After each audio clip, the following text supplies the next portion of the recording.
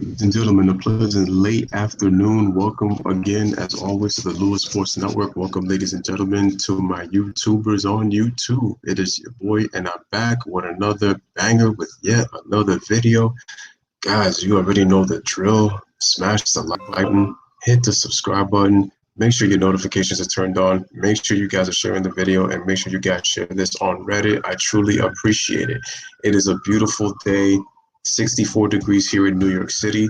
I want to thank everybody for the time that they showed, for taking the time to, like I said, come through for the live stream, man. I truly appreciate it, man. So right now, I know my sons have been asking for more. Unfortunately, last night things ended a little bit prematurely, kind of quickly, because I wanted to talk a little bit after, but I couldn't do it because, unfortunately, the live stream got kind of stopped really quick. Again, smash the like, hit that subscribe, and I was able to appeal the video, and everything is okay. But for everybody, man, thank you for taking the time to watch the videos, and also thank you for the likes as well. I was able to get 15 likes before this video started, so that just lets me know that, I truly appreciate you guys. So I want to thank you guys from the bottom of my heart. And shout out to Layla. She put in the work. Definitely appreciate her. Thank you for your support.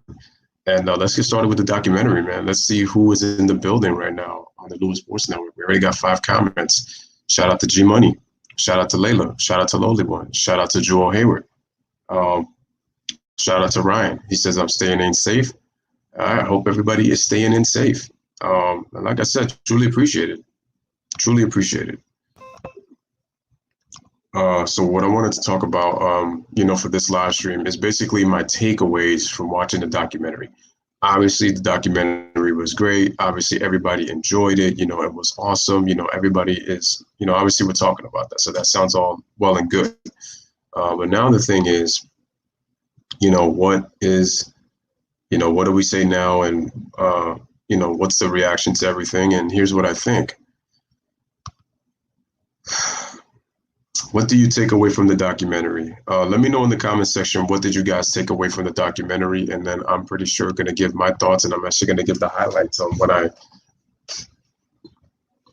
pretty much thought about, the things that I saw that were really glaring for me from watching parts 5 and 6. Again, make sure to smash the like button. Make sure to hit the subscribe button as you guys come in. And also, guys, make sure to come on back. I will be doing a second live stream, and it's going to be talking about Kobe Bryant's 2006 season, why I feel that season of Kobe's was very underrated. So make sure you guys pull up for that. And wow, Layla says, all the guys who called or texted me last night about Lewis, I told y'all, man. Appreciate it, Layla, man. Thank you. Hey, Loli, man, Kobe brought a tear to my eyes. So I'm going to say this, man. And again, shout out to Lowly One with the salute. The first glaring thing right here is the picture that you see right here in the thumbnail, right on this overlay on your screens, ladies and gentlemen. And it was the relationship, the brother relationship that both Kobe Bryant and Michael Jordan had. And it was crazy the amount of smack that Michael was talking to Kobe right in the locker room before the All-Star game, because you have a 19-year-old kid.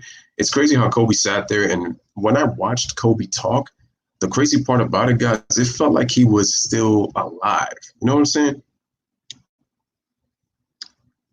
No, you can talk about what was a takeaway. You can say, well, what stood out to you watching both parts 5 and 6. And like I said, with parts 5, it was the fact that even when I listened to Kobe speak, like I said, I felt like that he was alive. Like it feels like that he's still here, even though he's no longer with us. Rest in peace to Kobe and Gigi.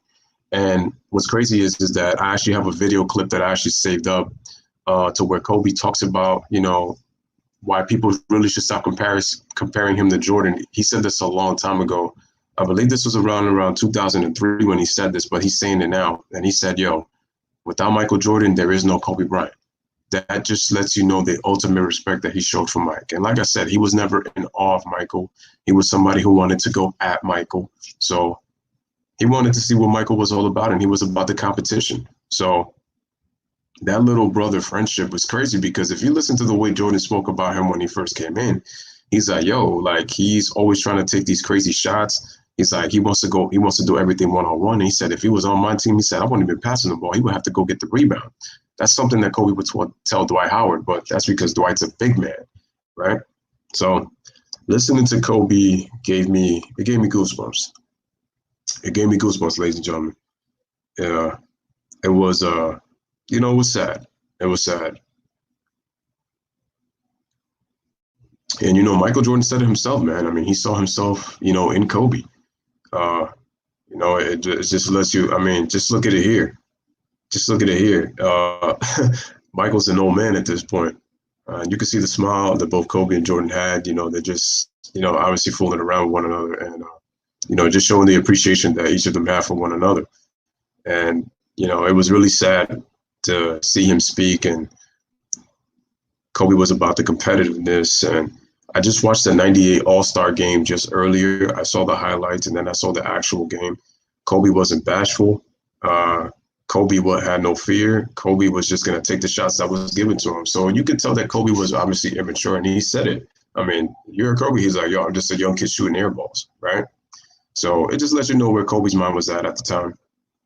When it comes to pattern and when it comes to style, shout out to Freddie Gee in the building. When it comes to pattern and when it comes to style, Kobe is obviously the closest thing to MJ. Like, obviously, that's the truth, man. So again, man, smash the like, hit the subscribe.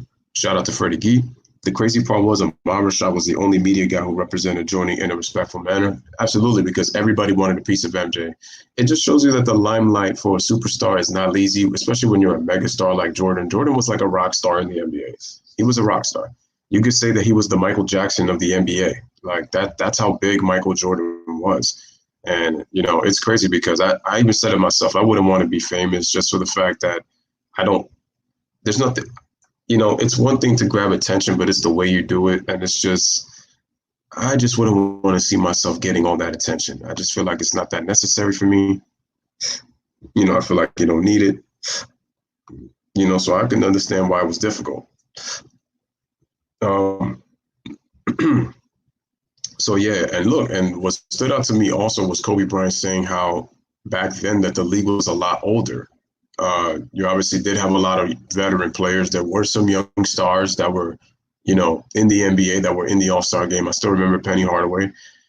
Penny was 23 or 24 at the time that he started to get those injuries. Who knows what Penny would have been had he not had the injuries. And you look at Grant Hill, his prime got taken away, with the injuries he had.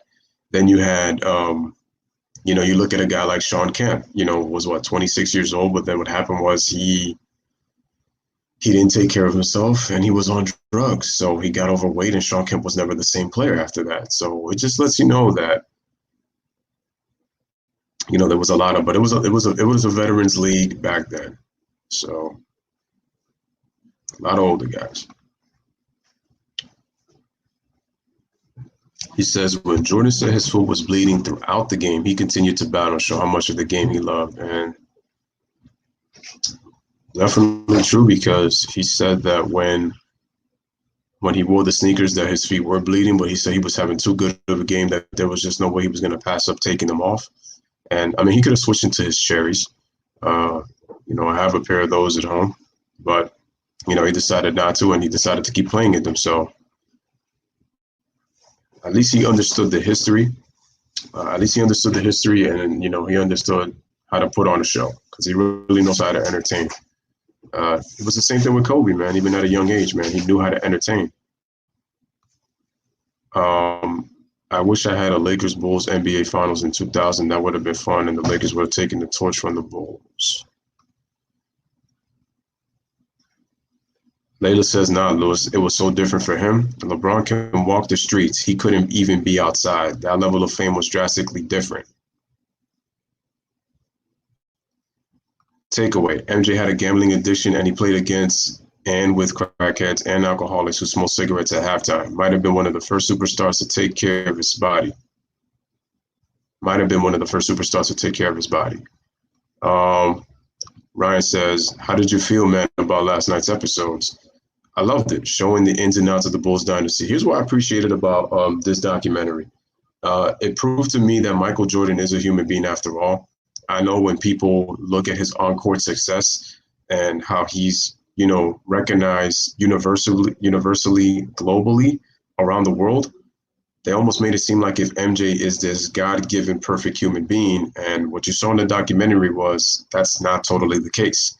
When you look at Jordan's standing on social and political issues, obviously with the also what stood out to me was the shoe deal. Let me see, just find out who was Tinker Hatfield. Yeah, Tinker Hatfield, Nike shoe designer. He's Jordan's shoe designer. He's the one that created all the Jordans from. Actually, no, sorry. Tinker Hatfield, his first shoe was the Jordan 3. The first two Jordans were not designed by Tinker Hatfield. The Jordan 3 was. LeBron is famous in the USA, but not godlike or globally. That's why they said no athlete had reached that level. It was the Beatles and Elvis like. I wouldn't want that. What I said is that with Jordan is that the media just couldn't get enough of him. You see how they can't get anything out of Kawhi. They was hoping to do that with him, but Kawhi's not somebody who's all about attention and who's about social media. And if you look at his characteristics and his demeanor, his personality, he's not about that. So that's why the media kind of, in a sense, they can't stand Kawhi Leonard because they can't get nothing out of him. And notice that the more that Michael won, it was the more the media wanted to get out of him. It was like they followed him pretty much everywhere. G Money says, yeah, from 3 to 15. Yeah, I like MJ, but I never thought he was perfect. I mean, he has flaws like everyone else. No, he does, but it was like with the way that people would speak about him, it would be like some people, look, you could even say Jordan stands, like the way that they would speak about him, you would think that he wasn't, perfect. And I said, what I do appreciate about Michael was he didn't try to hide his gambling addiction. That was actually one of the things that I was looking forward to. I was like, well, let's see, what are they going to talk about? Is he going to talk? Is he going to acknowledge the gambling, or is he going to put it to the side?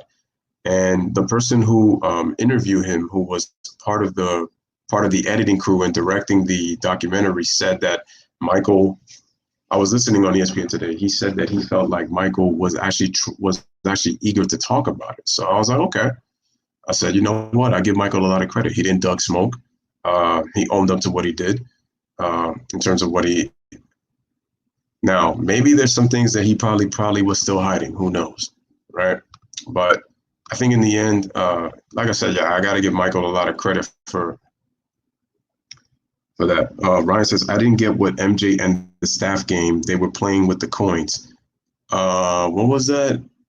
Oh, the thing was, no, the thing with that was just proving that Michael is so ultra uber competitive that he'll pretty much play with anybody and pretty much will do anything to win. And it's what Michael Jordan said.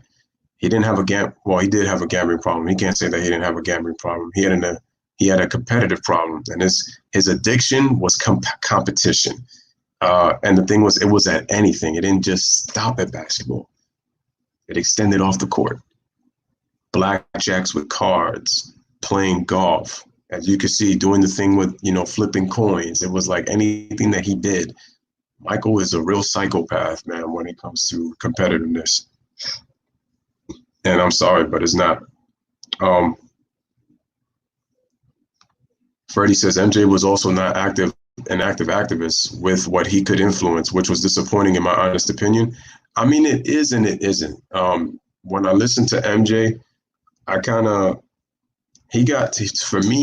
got on him a little bit when I was listening to him, and he was talking about the issue about Republicans wearing sneakers. And I kind of said to myself that, well, MJ, like, let's be honest. Like, bro, think about it. If it wasn't for your mom, if it wasn't for your agent signing with Nike, you wouldn't have been as big. I mean, obviously your game did the talking, but it's like,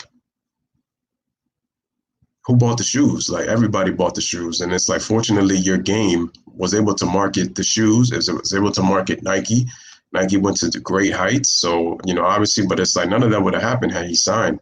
And the thing was with Adidas, Michael liked Adidas. So Adidas said that they really couldn't make a shoe personally for him. So I really wasn't going to work with Michael. And then if you look at Converse, Converse was the shoe in the 80s. It was the shoe in the 80s. Like, I was obviously from early on to probably about the mid 80s to But look at it this way, folks. The Air Jordan 1, I can't tell you how many times they continuously remake that shoe. That's the one shoe, probably more than any other Jordan Retro, that they continuously make. And I mean consistently. Ryan says, what's your favorite part about chat? No, he said G Money. Layla says, of course he's not perfect, but he never tried to be. People just put him on this pedestal to this day. There's even a channel that follow him daily wherever he goes. He retired decades ago. Yeah, and it's kind of like, when the GOAT speaks, you listen. Shout out to Josh. Salute to everyone. In my opinion, most people think Bron is more perfect than MJ. I know MJ can be a crybaby, but people think Bron is a saint and MJ was a complete jerk. Who thinks that Bron is a saint? You really asking that question, Freddie? LeBron fanboys say he can do no wrong. Yo, come on, Freddie. Come on. Like, I love you, brother, but it's like, you should have never asked that question. Like, come on, dog. you can't ask that question. Bron fanboys think this dude is a saint. Lowly One says, Bron is very, I have to say, fake. I'm going to be honest with you. Like I said, I respect LeBron as a basketball player, but I've always said it that the dude is a phony. The dude is a phony. Bron tries to keep a clean image, but no one is perfect. I mean, there's a lot of things there's a couple of things that I could talk about him, but it's like, I'm not even going to get into him right now. The saltiness on his face is when he lost was a tease compared to the real light. People literally think Bron and Kobe were overhyped as competitors, and they think that they were ball hogs. To be honest with you, they both were. It's just the difference is LeBron is a willing passer, but again, it always comes into context. I get what you're saying, Freddie, but the media and Bron fans try to act like Bron fans could do no wrong. And Bron is a nice guy, but he does talk too much at times. G Money, but in reality, we know no human is perfect. No, it's true. No. We know no human is perfect. That was the best decision he ever made, not taking sides. I don't like when athletes shoot themselves in the foot speaking politics they know nothing about. Well, the thing, okay, so I know Michael's mom kind of got on him, but here's the thing. The thing with Michael was he could have told his mom no, even though, like I said, obviously she is his mother and, she is his parent at the end of the day. But at this point, Michael's an adult. He's not a child. So he did donate to the cause. But it was like, if you donated to the cause, it was kind of like this to say, I donated. And it's like, Michael, you didn't have to donate if you didn't want to. And at the end of the day, it's like, to be honest with you, Michael really would have made a fool out of himself had he chose to go with the politics side. People knew about Jesse Rhodes. Let me see his name again. I'm trying to make sure I remember because I don't want to. Let me see. What was his name again? Just want to make sure.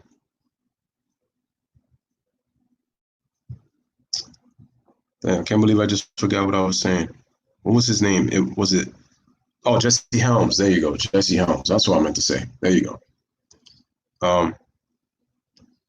Yeah, they treat LeBron. Let me see. G Money. No. Some people don't understand that.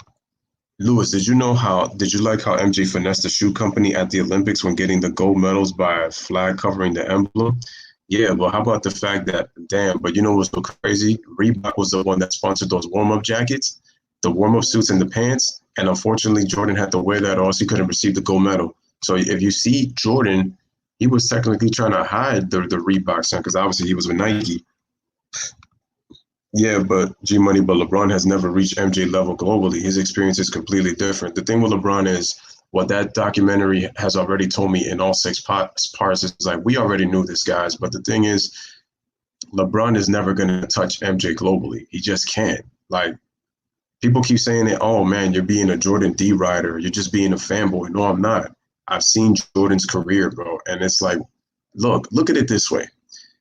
When his agent, David Falk, talked about the shoe company and talked about when Jordan got $250,000 and people were saying, oh, yo, like Michael Jordan, like, how does he get a shoe deal?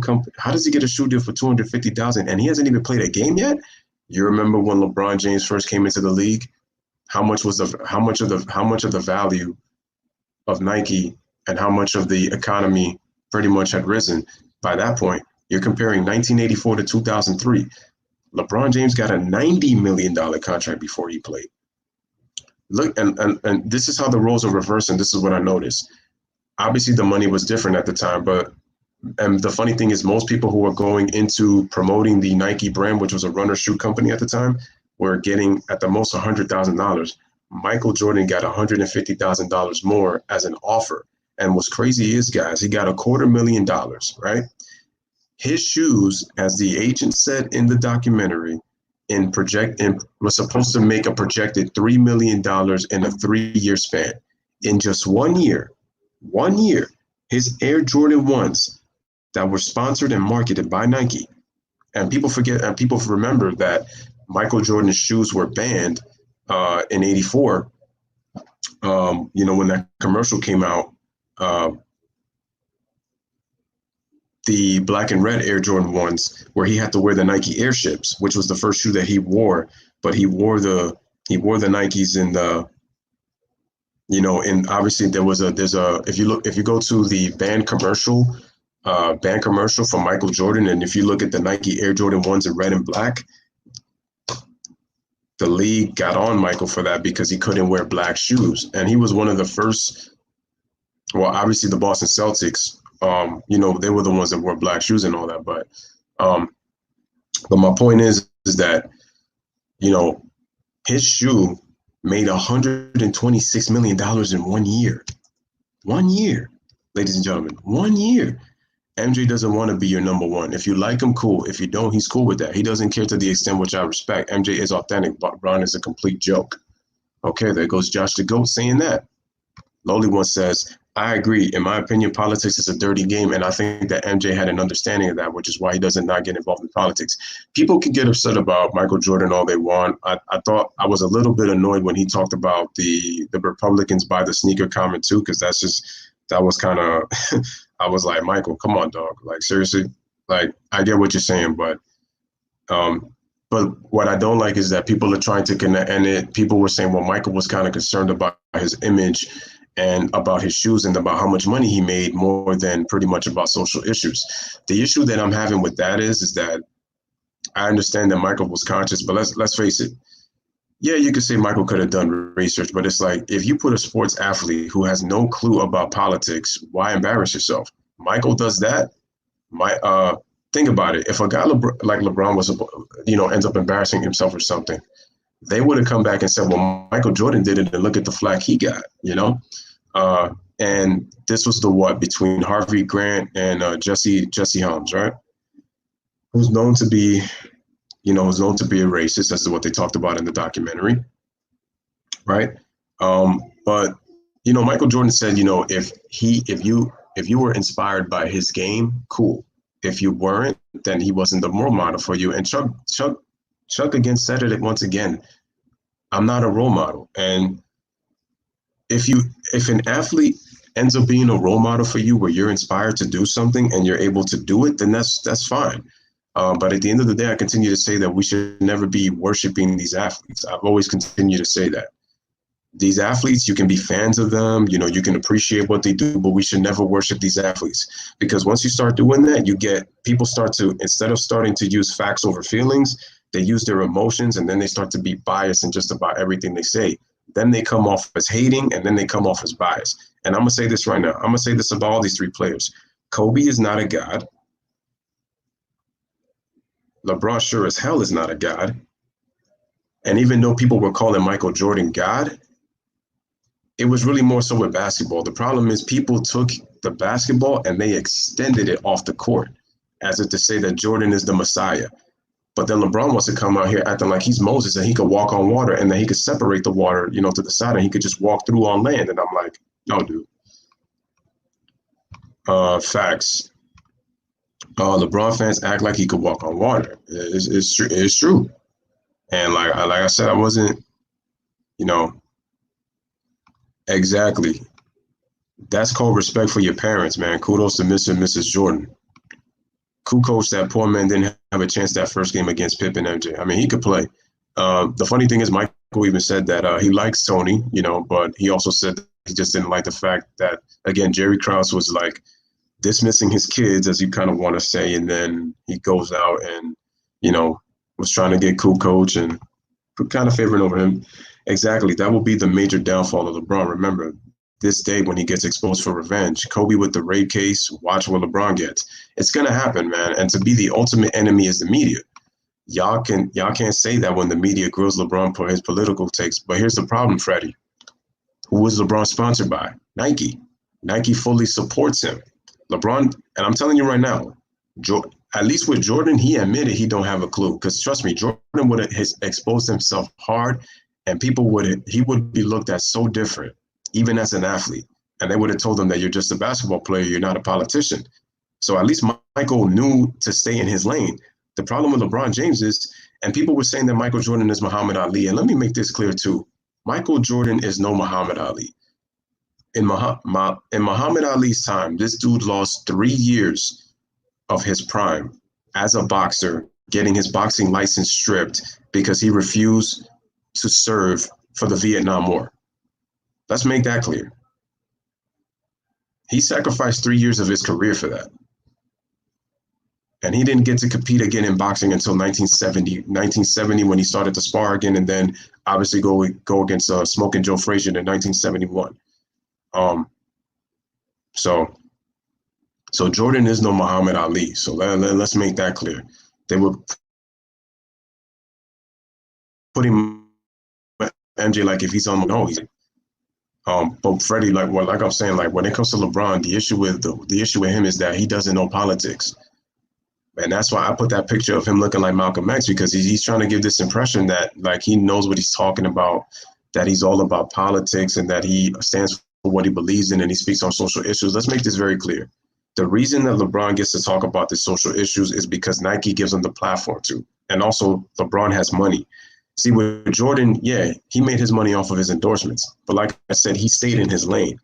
LeBron thinks he knows what he's talking about. And it's like what Layla just said.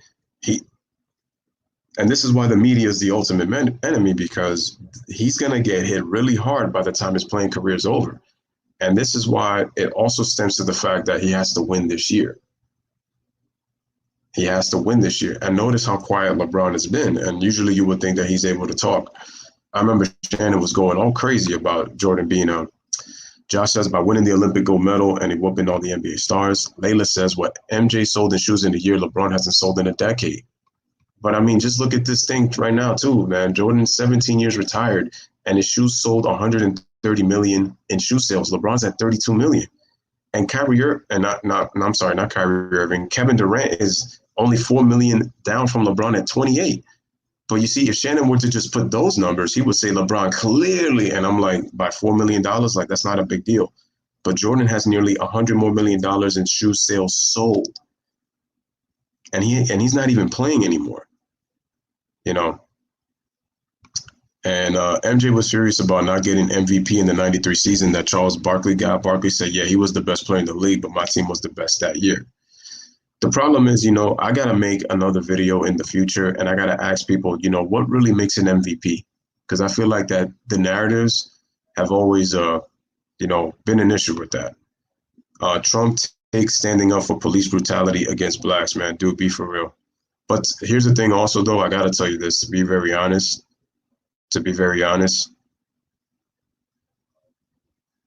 if we're really being really, really honest,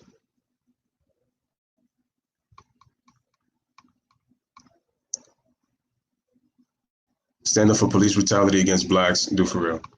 Both LeBron and Donald Trump don't know what they're talking about. LeBron's role is supposed to be a basketball player, and that's pretty much it. Like, when you put yourself in that limelight, you're asking for a lot. The media treated Braun with kid gloves with that whole China thing, man. It was talked about for like 2 weeks, and then it was dropped. You see, there's something else I could talk about, but it's like if I was to mention it, it'd be controversial, but I'm going to keep shut. I don't understand why minorities always have to expect and wait for a captain save a hoe to donate or fight our battles weak by our men who feel that way.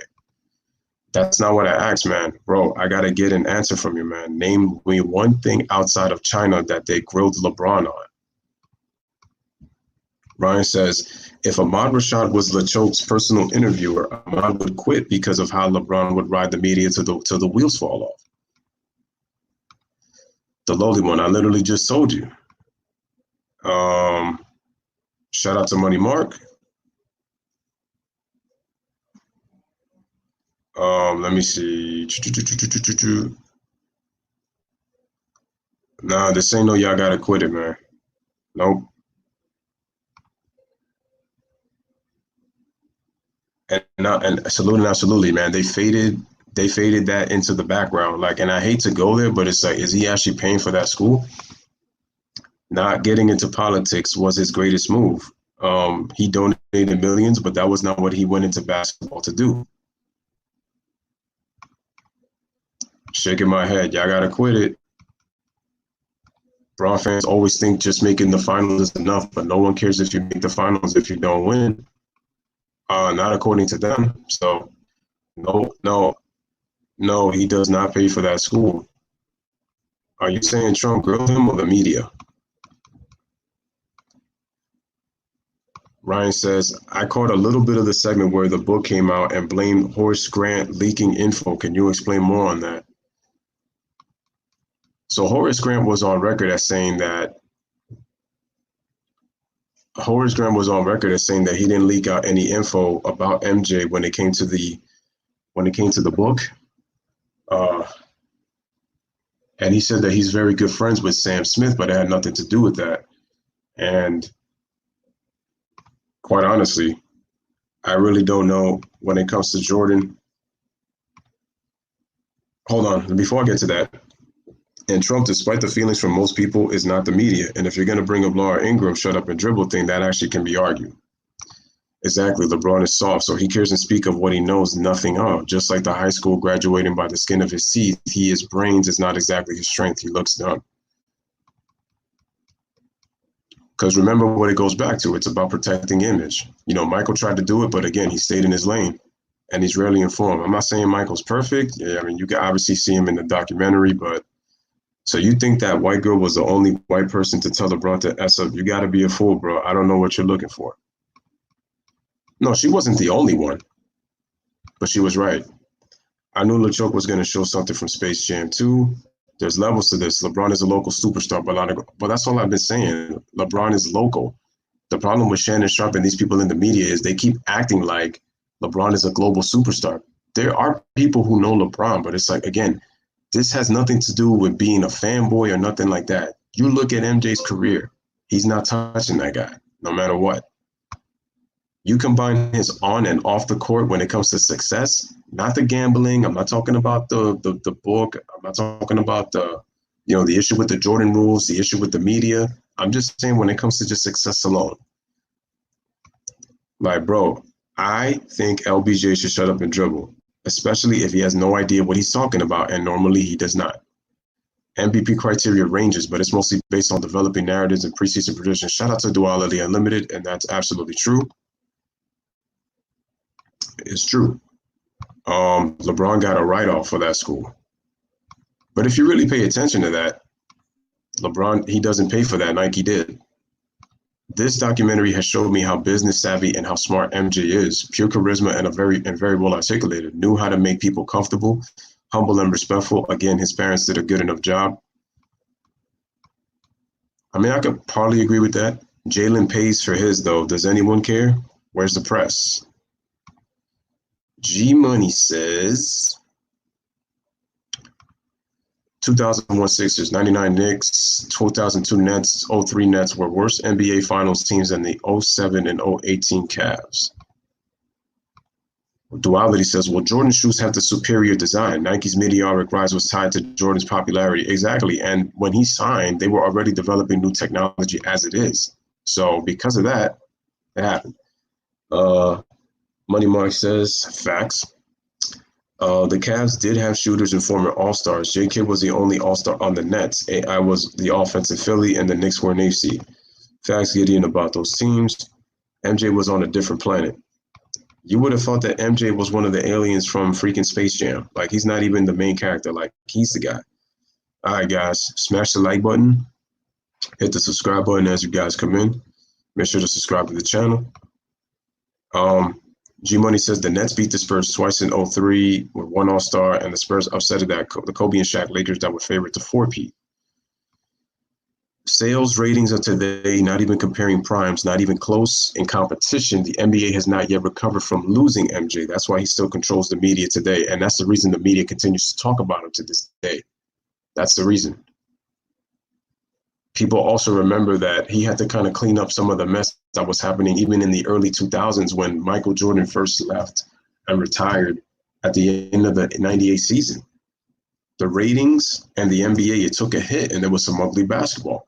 You know, there was some good competitive basketball, you know, here and there, but MJ had to help to propel the young stars in the game that was in 2002, 2003. One of the reasons why he was brought back. You know, not just for the ownership, but he was also brought back to help propel the younger stars in the game. These are things that people don't talk about and people don't really know. You know, even with social media, Bron is still not anywhere near as popular as MJ is. You know, and that's the thing, and that's why I said that I really, and it's, I don't know, it's just weird for me to say, shout out to Winetta, but according to,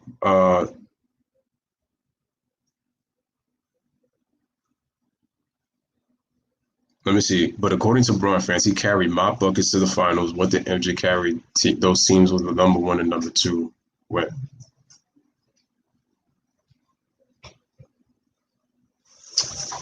And like I said, shout out to Winetta. If you have knowledge on the subject, you can hold the conversation. You don't have to be an expert. The media tells Bron to S up when he speaks on. Again, you're missing the point. You're missing the point. You're missing the point. The thing is, at the very least, is that those guys may not be intelligent for the ones that are in the game of politics, but the thing is, they're speaking on it consistently and they're speaking on issues on it. That's the problem.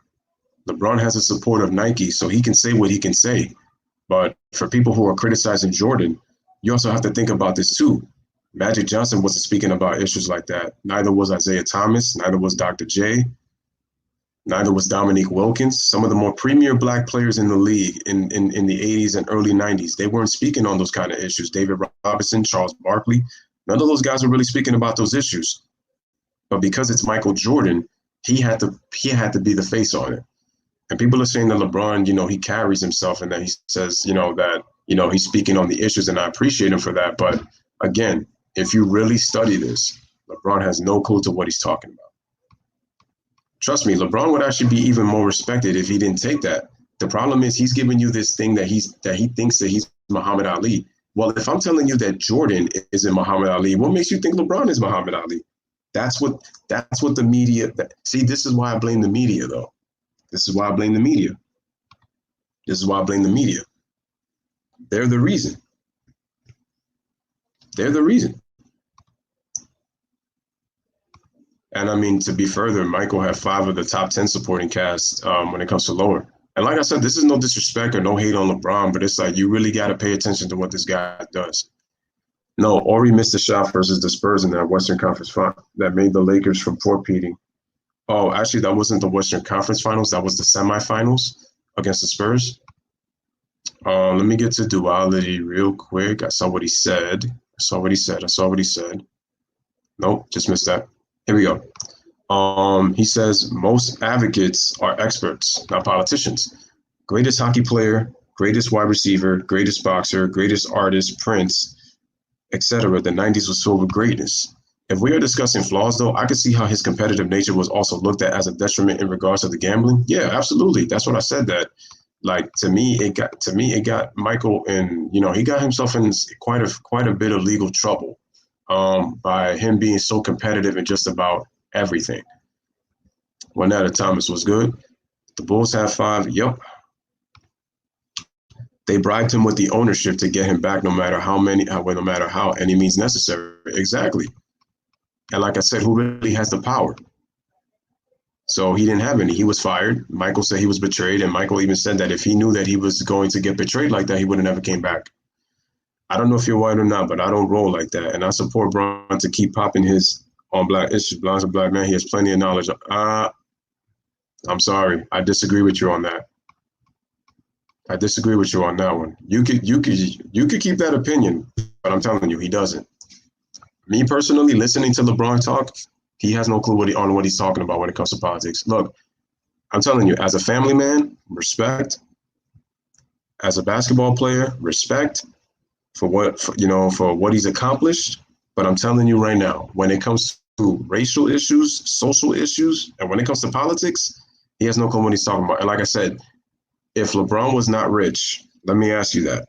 Would he really be talking about social and political issues? And the answer would be no. I'm telling you. Did you catch up on the documentary? And like I said, that's no disrespect. According to the moronic Bron fans, Shaq, Carrie, Kobe, and MJ played plumbers. Yeah, the repetitive stuff. I know, I hear it.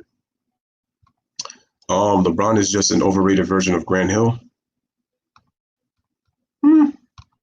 LeBron needs to just stay out of politics.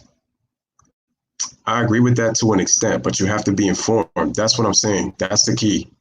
Speak your mind to the best of your ability, but you need to be informed. And that's the problem when I say for LeBron to have an entourage and for LeBron to be so misinformed, yeah, that's a problem. That's why I said if I was LeBron, I would be getting on my team and telling me, like, why aren't you guys informing me? But he really doesn't pay attention to that. So, I mean, I still remember from that time that Harrison Barnes got traded, to another team. He got traded to Sacramento. He had already gotten traded, and Bron pretended like he was speaking for Harrison Barnes and that, he was speaking for talking about how players get misused and how now I agree with him to that extent, but the thing is he didn't know that Harrison Barnes got traded. He said, imagine if you find out you got traded in the middle of the game. And I'm telling you, Bron was misinformed about that because it was reported hours earlier that Harrison Barnes got traded. So he knew about that. And that's why I'm saying that Lowly One is absolutely right. If you're going to speak on something, make sure you're informed about it. So, yeah, even if he is, though, it's like, again, that's what I'm saying that I'm honestly, I honestly feel sorry for LeBron, man. And it's true. Layla says the media tells LeBron nothing. The media needs content and has soft and dumb enough for getting bullied to reply. I mean, LeBron will tell you at one point to say that, this is not true. Just, you have to watch him when he speaks, man. Yeah, that's the thing. Wait. Wow, I missed a lot of comments. I'll get to you guys. Shout out to Watchful News.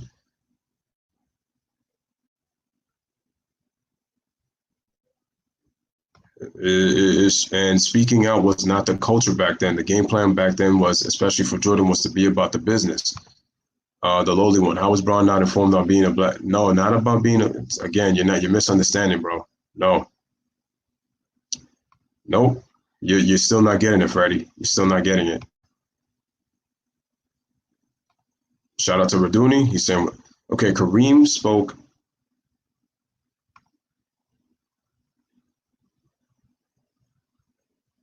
Yeah, I can agree with that. It's true. Kareem spoke on issues. You could put Bill Russell in there, obviously. Magic Bird were corporate entities. From a branding standpoint, it was more a pre-murder trial case. Yeah. If Ori makes it 3 in Game 5, the Lakers would have overcome a 25-point deficit to go up 3-2, and Staples in LA. Lakers would have won the series, and they would have beaten the Mavs and the Nets. LeBron doesn't give a blank about social injustices. Nike tells him to speak out, not himself. D Rose wore an I Can't Breathe shirt first. LeBron wore it the next game, and the media gave him credit for that. Freddie Gee, stop worrying about the white supremacists, bro. They'll be around until the day we die. It's true. Nothing we could do about that. Extricate yourself from that environment. It's true. Yeah, that's true. You can't really put that there, man.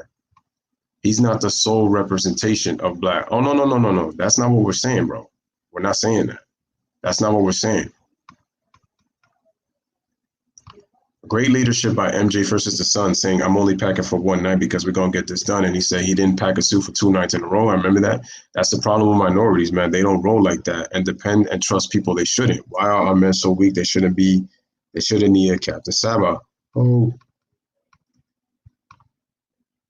He says, why would I be comfortable with white supremacy, bro? All right, so he says, so is it you disagree with him, or is it you can tell LeBron is misinformed? Could you provide specifics? Are you asking me duality, or are you asking the chat? And if you want to know my answer, what I'm saying with LeBron is, if you're going to speak on something, you need to be informed about it. Because sometimes he really doesn't know what he's talking about, and it's like you can tell that he's misinformed. You can tell, because there's some things that LeBron will leave out that he'll not mention, or he'll twist his statements or contradict himself. I've seen it time and time again in his career, time and time again. And the thing is, I didn't really notice that really up until he went to Miami, and it's like it really began to show once he went back to Cleveland. It really began to show after that. Like, that's what I'm noticing. And like I said, it's not, where is facts? And thank you. LBJ only talks about those issues because he knows his Nike is putting him on the bill. If LBJ was broke or not, making that much, he wouldn't be talking. Josh says, I love what Kobe said in the doc, that for those who say MJ is DeMar DeRozan. And like I said, what Kobe said, man, he also said that if Kobe wouldn't have existed without Michael. Even think he made the East weak and act like the Raptors, the IT Celtics, the Howard Magic, the PG Pacers, and Hawkins said were legit title contenders. Let me get a second. I'm actually going to read into MJ's comments on what he said about this whole social issues. Shout out to Raduni. LeBron doesn't care about any social issues. He cares about attention and make it. It's about branding. It's to be honest with you, it's branding for not just LeBron. Pretty much this era of the league, this era of basketball. It's about branding. Like, it's really about corporate branding. Like, it's really about corporate branding now. Josh says, I'm with you, Louis. I feel kind of sorry for him as well. It's like, the reason I feel sorry for Bron is that now, like, oh wait, and LeBron can't talk about trading players. Like, do we really want to go all of the players that he has traded? Yeah, that's what I'm saying, man. Like, people really need to pay attention to what this guy be saying. And it's like, if you watch what he says and then you look at his actions, that's what I'm saying to myself, is like, you really shouldn't speak on that, especially when you have a history of that. That's what I'm just saying. Like I said, no disrespect to Bron, because like I said, he's a great player. But yeah, the reason that I said I feel sorry for Bron is because if the backlash that he's going to receive is going to be a lot worse, and it's something that Allen Iverson has said years ago. He said it, man. He said, LeBron, they love you now, but wait till you do something wrong and they'll criticize. The thing is that LeBron's been able to be, for the most part, squeaky clean, and this is why I said that. I know people are going to try to come hard at him when he retires, but this is why I said that I feel like winning is very important, especially to get this fourth ring. Because if he doesn't win this year, trust me, they'll nullify for the moment about the good thing that he did, winning the NBA championship, and, he was able to lead the Lakers to the title. But if he doesn't win, or let's say that he gets to the finals and gets another L, and this is why I keep telling LeBron that the media became his best friend and his worst enemy at the same time. So it's a gift and a curse for him. And it's going to be a major curse when he retires. And like I said, I don't wish that upon him, but I'm sorry. I really do kind of feel sorry for him, because if you think that they can find any reason to talk about LeBron while he's playing, even if LeBron's looking for attention, just imagine when that man retires. And it's like Layla, and it goes back to what Layla said when it comes to Jordan. The reason that people still talk about Jordan is because there's such an empty hole still, even with him 17 years being retired. That's why Michael Jordan gets brought up and gets talked about. They keep looking for this next guy currently that's going to carry the league and put it in a position that Jordan did. So about being a black man, you see what I mean, Louis? So disappointing to hear these replies. And it's like, again, shout out to Kid Glory. 2006 season, man, Bell got shot at 50 times by the NYPD. LeBron was in the NBA. How come he didn't know any other NBA superstar speak on the social injustice during that time? That was funny, man. I'm packing one suit. That was funny when Judge said his group was playing cards and Actually, no, that wasn't. Wait. No, that wasn't Judd. That was Will Purdue. In front of the plane where MJ played in the back, and MJ said, "Why are you not in the back?" Judd said, "You playing big bucks. We playing by the dollar." That's what, that's what he said.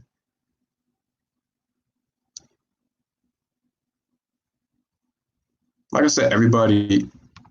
Freddie G says, "Y'all moving the goalpost." I'm speaking on Braun taking up for the black issues, not political. No. Once again, you're moving the goalposts. That's exactly what I'm talking about. Those issues that you're talking about, my friend, I'm not talking about political. I'm talking about social issues in the community. I'm talking about that too. I'm not just talking about politics. If you heard what I said social. Social and political are two different things. I said political and I said social. And I said he's not he's not he's not knowledgeable in either one. That's what I'm telling you. I said political and social. I don't know where you're getting from saying that I'm just moving the goalposts talking about political. I didn't say political and I didn't say just political. I said political and social. Social deals with the people. That's what I'm talking about. And like I said, if we're really honest, the political system it's corrupt. It's always been corrupt. It always has been. It always has been. It always has been, and it always will be. Okay. He says respectfully, I'm requesting specific examples because you are currently speaking in circles with the general conclusion. Okay. Well, I don't understand what you mean because I'm making it very clear because people are saying that he's standing up and he's speaking for black social issues, right? But he's really never really taken any action when it comes to these social issues. That's what I'm talking about. So I don't know what you mean by I'm speaking in circles. Maybe you could give him more light as to what you're trying to say when it comes to what he's talking about. So, I mean, because the chat has made it pretty obvious. What I'm telling you is that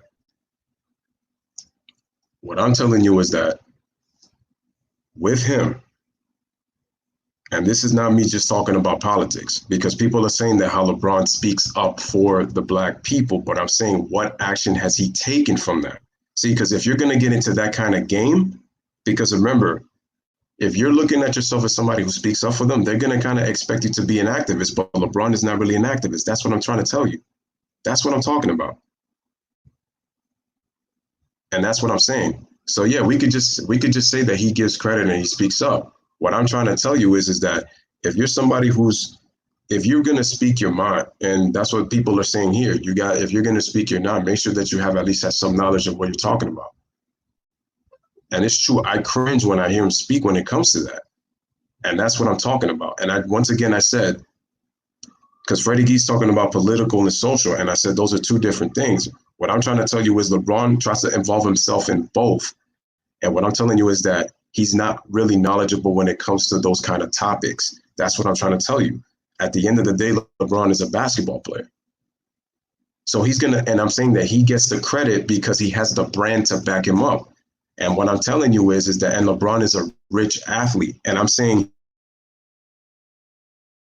if you take away him from the money that he makes, is he going to be confident enough to speak in front of a podium, or if he's going to act like an activist speaking on these political and social issues, the social injustices that are happening in this country? That's what I'm talking about.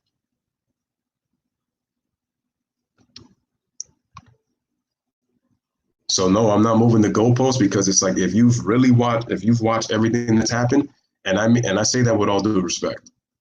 I say that with all due respect.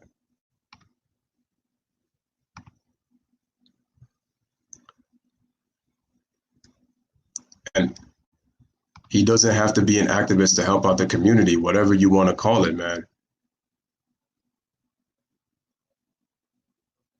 You're not okay. This is exactly what I'm talking about. This is exactly what I'm talking about. You can't say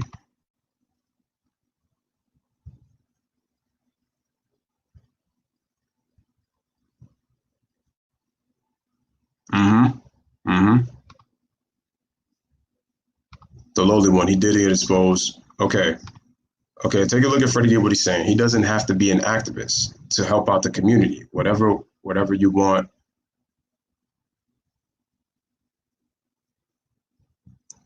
And like I said, we could go back and forth and people are saying, well, what is it that we've done? And like, oh, people are getting on him. But what is like, okay, he says he doesn't have to be an activist to help out the community. Whatever word you want to call, Braun helps Black. Okay, once again, you're not understanding what I'm saying. Do you remember that when Jordan, okay, I'm going to actually go to the Michael Jordan quote. And this is why I want to get back to that, because I was critical of Jordan with some of the things he said. All right, so let me just read this real quick before I get back into the comment section. So it says, so he stands by firm on what Republicans buy sneakers to, end quote, right? So it says he addressed one of the most famous quotes of his career, Republicans buy sneakers too, in the 5th episode of ESPN, The Last Dance, yesterday. He who largely stayed away from any political commentary throughout his public life didn't back away from the statement, which came during the 1990s. And I got on him on that in terms of that with the whole Republicans buying sneakers thing, because again, Michael would have not have been the successful athlete that he would have been. Like I said, for one hand, he not signed with that company. But once again, I got to say, he helped put Nike on the map. So again, it was a mutual partnership.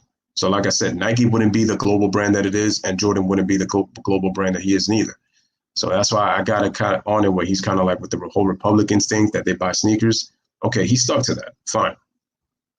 Jordan, who has largely stayed away from any political commentary throughout his public life, right? So U.S. Senate race in North Carolina. This was in 1990? Yes. Between incumbent Republican Jesse Helms and Democrat challenger Harvey Gantt in the documentary, saying it was made in jest. So Jordan went on to say that he's never seen himself as a role model. I don't think this statement needs to be corrected because I said it in jest on a bus with Horace Grant and Scottie Pippen. It was thrown off of the cuff. My mother asked to do a PSA for Harvey Gantt, and I said, look, Mom, I'm not speaking out of pocket about someone that I don't know, but I will send a contribution to support him, which is what I did. To be honest with you, Jordan really didn't even need to do that, but he did, which tells you that Jordan has really donated more behind this. Like I said, he doesn't publicize his contributions. So he says, I do commend Muhammad Ali for standing up for what he believed in, but I never thought of myself as an activist. I thought of myself as a basketball player. That's my point. What I'm trying to tell you guys is, I'm not saying that LeBron doesn't have to be an activist, but the problem is LeBron is taking on that responsibility like he is. I never said that he has to be one. The problem is he's acting like one. And I said, if you're going to act like that one, people are going to assume that responsibility. It's why the media continues to say that LeBron is such an advocate and he's such an activist. But when you're an activist, you're active. LeBron speaks, but just because you speak doesn't mean that you're active, because when you're active, you're doing many things around the community. That's what I'm trying to say. I'm not even talking about the school. I'm just saying in general. When you're active, the community projects, when it comes to that, that's what I'm trying to say. So, like I said, at the end of the day, it's what LeBron chose to do. At the end of the day, that was his choice. Michael Jordan chose not to be in the political limelight. Like I said, if Michael had been a politician, try to be a politician and try to be an activist, he would have been exposed. I'm being really honest. Michael Jordan would have been exposed, and people would have looked at him differently. People actually would have been more critical, and they would have said he has no knowledge about. And to be honest with you, Michael has been low key. There's been some racism stories about Jordan, and I know Michael touched up on facing racism, but Michael's had a couple of racism stories of his own, some of racist things that he did, and this was, I think, late 70s and early 80s, but it kind of gets swept under the rug, which is why I was happy that in this documentary we got to see that he is not, nobody's perfect, and that he is more prone to his mistakes. So it was good to see the human side. Let me see. And he says, I'm not speaking out of pocket. He says, I wasn't a politician when I was playing my sport. I was focused on my craft. Was that, well, look, and he even admits it here. Was that selfish? Probably. But that was my energy. That's what my energy was. And to be honest with you, people are going to be very mixed about this, because if you like Jordan, you're going to say, well, he admitted it. If you dislike him, you're going to say, what is he saying? Probably, like, that was very selfish. Like, and I'm upset about him that he didn't speak up for that. So, and at the same, I got to keep that same energy with Jordan, though. Like, he was really more concerned about his sneaker sales and his image, than he was about that. So that, really to be fair. But then it gets interesting with Barack Obama because it says here, in one of several appearances, former president has made the documentary, which he made an appearance yesterday. Obama discussed Jordan's comment, especially because Obama is a Chicago native. He's from Illinois, saying that as a young activist, he wished he had said more on the subject, but it's not that simple. He says it's not that simple. And he says, I'll be honest. When it was reported that Michael said Republicans buy sneakers too, for somebody who was at that time preparing for a career in civil rights law, and Obama's talking about himself, and knowing what Jesse Helms had stood for, you would have wanted to see Michael push harder on that because of, again, the type of stature he had, the type of, obviously the type of success and the type of I can't even say superstar because he was a mega star. Because obviously once he won championships and then obviously the dream team, it just put him off to crazy heights. On the other hand, he's still trying to figure out, how am I managing this image that has been created around me and how do I live up to it? And here's the thing. He goes into politics, his image is going to take a big hit because he doesn't know.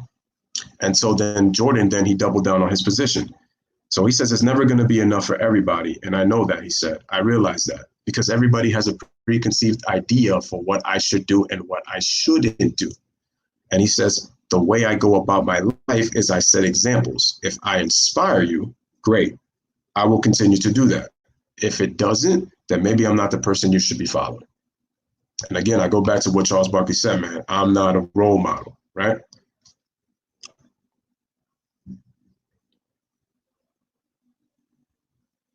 Duality says, man, he says, I think Shannon kind of shared your point best. I don't want to put words in your mouth, but he said that you can't blame Jordan for not doing something that wasn't in his heart. I can respect that. To be honest with you, I look at it this way. Look, I think honestly, I think this is a difficult position, to put yourself in, honestly, for anybody to put themselves in when they're an athlete, because again, you're treading waters when you go into something like that. And at the end of the day, it was difficult for him to go into that. And like I said, Jordan didn't hide behind anything. He said, was it selfish? Yeah, it was selfish. Okay. It's true. Me personally, I don't blame Andre for not doing anything at all. I'm disappointed that something didn't move him inside to speak on Black issues. Yeah, which is why that's where I'm, and I agree with you, Freddie. That's where I was kind of disappointed in a little bit. But then duality actually is absolutely right when it comes to, but you know what it is also? It goes back to what we were saying, though. The fact that this whole thing where how these players were pushed to be brand people, I think, and to where Jordan was, I think people look at it as he kind of had the power, he probably kind of had the power to kind of move him inside to speak on that. So on Freddie Gee, I agree with you on that one. So that's probably what's the more upsetting thing. But it goes back to what Obama said. It's difficult because when you're trying to get into, when you're speaking on Black issues and then you're trying to maintain an image and how people perceive you to be, it's difficult, man. It's hard. So it's true. And duality is absolutely right. He agrees, man. But if it wasn't in his heart, we don't have to give him credit for not putting on a show. I mean, so like I said, it's hard, man. It really is hard. So I gotta. And at the end of the day, look, we're all not perfect. Jordan has made plenty of mistakes. And I will say this, man, at the very least, Jordan was true to himself, man. LeBron got pushed to become, and now uses it to reach greater levels of all-time greatness. That should never come into discussion. It's basketball. Well, here's the thing that I don't like when it comes to this. What I'm not liking is that people are using his off the court to push his GOAT status on the court. And it's like, we got to leave those things apart. Because remember, LeBron gets a lot of credit for what he does off the court. And MJ gets a lot more credit for what he does on the court. The thing with off the court thing is like I said, LeBron is, you would say he's universally known in America, right? And why obviously Jordan is a more global entity because a lot of people know who he is. And it's like you can ask arguably the most random person who never even followed basketball and they'll tell you who Michael Jordan is, but that's what it is. But again, Freddie Gee speaks the truth here when he says that's why Kareem is not celebrated as he should be. He spoke on those social issues. And exactly, guys like Kareem. It's funny how Bill Russell gets a lot of respect, maybe not more so today, like he did when he was not only playing, but people who were like in the 70s and 80s who obviously had a lot more respect. I mean, no, a lot of guys respect Bill Russell, like just some of the past greats that retired and all that, But it's crazy how Bill Russell gets a lot more respect than a guy like Kareem Abdul-Jabbar, who, again, was not about who wasn't about, attention, and he wasn't about, I think you know what it is, Freddie? Also, they look at Kareem's personality. That's another reason that they don't really talk about him as much. See, that they go into characteristics. So when you start to go to characteristics, it's one of the reasons you don't get talked about. So, that's what I'm saying. By speaking out, people will think that he's the GOAT because he speaks about issues that MJ didn't speak out on. LeBron needs to worry about his finals record. You know what? I mean, obviously, we can say that all we want about what he should worry about, but that's not going to change. It's kind of like at this point, we're just going to have to let things play out because it's at this point, LeBron is inside and he has to do what he's got to deal with. Skip Bayless continues to paint a grim picture of Jordan off the court, to be honest. I still haven't gotten a full view of MJ's background to worry about his views off the court. Skip kind of touched up on a little bit when it came to his golf. Obviously, I think I would say that Jordan didn't do the best job worrying as to like trying to find out the people that he would gamble with. So I think MJ could have done a better job on that. When I was looking at the documentary, and then there was like he went to court, and he had to pay money that he owed, and that was that $57,000 check. And when I saw that, I was like, damn, 57 G's. Imagine any one of us, man, owing $57,000. Like, yo, that my heart would sink, if I lost that kind of money. Like, I could do so much with that money. Like, the first thing I would think about is investing. Like, it's crazy. Like, I remember seeing Kobe going down to Skid Row, but the media never talks about that. That touched my heart, inspired me to work with the homeless populations. Yeah, that's a great point you bring up, Duality, because Kobe was really trying to end homelessness in Cali. He was also trying to end, people who were dying of hunger and starvation. But the media will never talk about that because all they talk about with Kobe is the rape case. It's crazy. Even with the man dead, passed away, he will forever be linked to that trial because the media just does not like it, does not like him. And Kobe accepted his role as the villain, and he did not care. He didn't care. He really didn't care. My niece's classroom know MJ, but not LeBron, and they're 7. It's weird. That is weird. What has LeBron done about these issues? Nothing. He just runs his mouth. Actions speak louder than words. LeBron's a basketball player, no, not an activist, and he needs to stick to basketball. Or even Ali was loved when he was old and battling the Parkinson's, but when he was villaging, he was hated. Facts. And sometimes it's funny because even Kobe, he was still obviously getting some hate when he was retired, but he was actually getting more love when he was retired than, when he was, playing. But it's crazy how the media was ripping him apart when Kobe was not playing well in his last season. Kobe looked like a shell of himself. The media was kind of like, I just can't wait for Kobe to retire. And then it took current players from today, they stuck up for Kobe. And they were all telling the media, especially Kevin Durant, which I give him kudos. He said, how dare you talk about one of our great legends like that and you disrespect him like if he wasn't a nobody, like he was just, terrible. And like I said, you don't have to like Kobe. Kobe doesn't have to be your favorite player. But respect what the man has done. He spent over half of his life entertaining you media heads and the fans. Whether or not you want to talk about he requested a trade 3 different times. He has the most missed shots in NBA history. He was an inefficient shot chucker. But the man entertained. How many people are still mourning after that? Kareem should get so much more clout for his social work, man. He was educated on all those topics and should be revered for it. And that's a shame. That's a shame. It's a shame. Kareem deserves a lot of props. but you have to sacrifice your athletic praise, man, when you speak on issues. That comes with the territory. That's what I'm trying to say. You're understanding what I'm basically saying now. That's what I'm saying. When you speak on those things, you kind of have to give up your athletic praise. That's what I'm trying to say.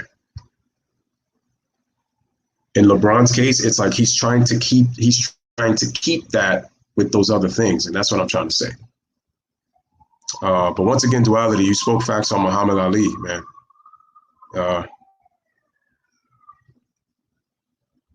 Yo, if you can find it, let me know, bro.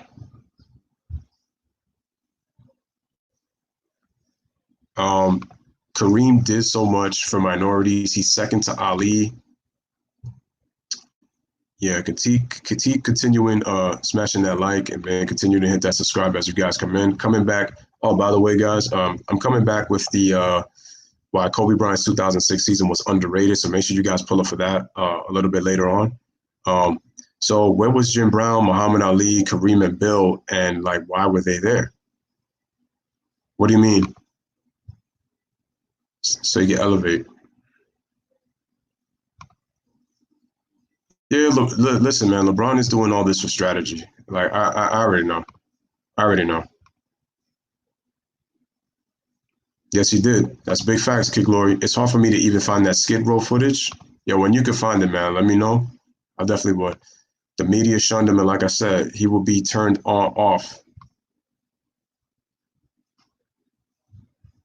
because they're trying to be painting it the bad guy. Let's be honest, black activist has a shady side, and the days of wanting to know about what Al Sharpton and Jesse Jackson has to say on issues as they only pop out for the cameras. I mean, if you look at Al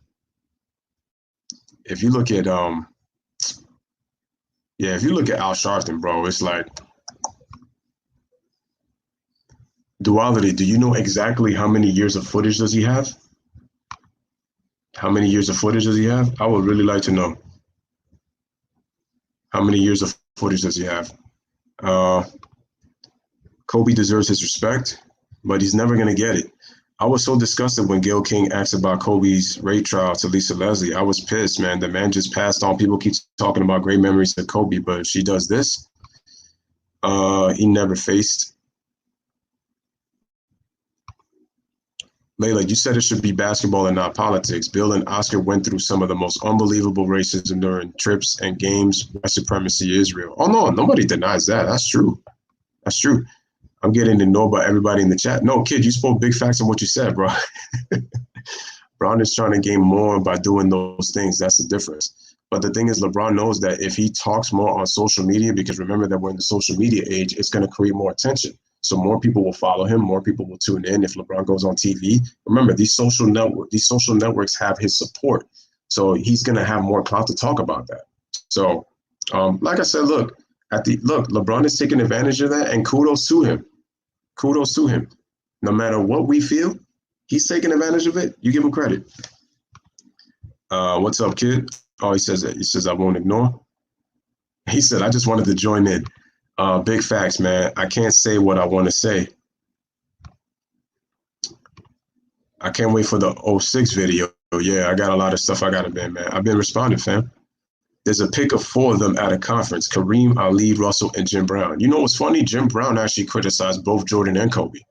He's criticized them both, and he's actually praised LeBron for speaking about social issues and stuff. I just wanted to join in. He's criticized Kobe. He even said that Kobe does not know anything about. He says Kobe knows nothing about what it's like to be black, and he doesn't know anything about racism and none of that. I mean, he talked about that. Duality. Hey, did you see the LeBron IG scandal? Wait, what IG scandal? What are you talking about?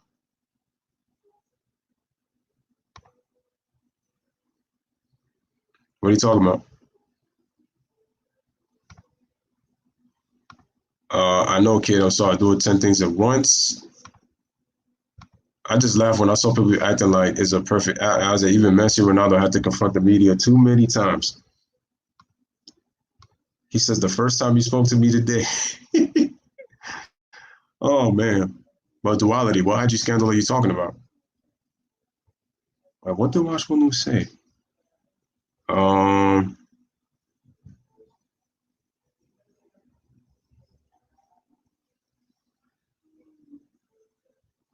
Yeah, that's the thing, man. I mean, yo, people have gone. Listen, there's a lot of people. A lot of people. When it comes to that, it's kind of.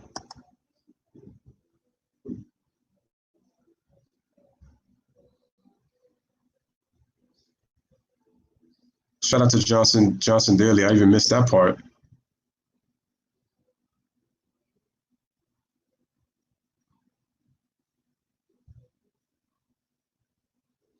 Exact. Thank you. Yeah, duality. That's what it is. That's what it is.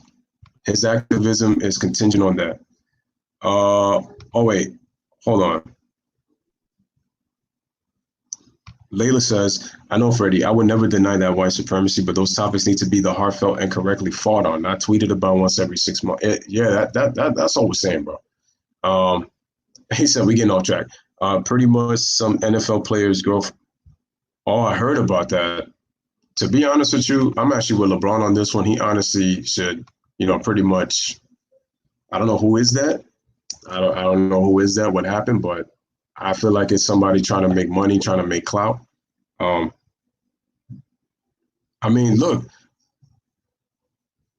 it's crazy, man. But like I said, look, this is something that we talked about. And look, man, we came on this channel and we talked about it right here on the Lewis Sports Network, man. This is something that's very touchy. We talked about. We started with the documentary. We were talking about Kobe. We talked about Jordan's gambling issues. We talked about Jordan. We didn't touch up on Jordan with the Dream Team and Isaiah. I want to get to that next. So let's get back to basketball. What were you guys' thoughts about the issue with the when we watched the documentary about Jordan and the issue with Isaiah on the Dream Team? Let me get your thoughts on that. Me personally, I don't even think it's true, kid. To be honest with you, I don't think it's true.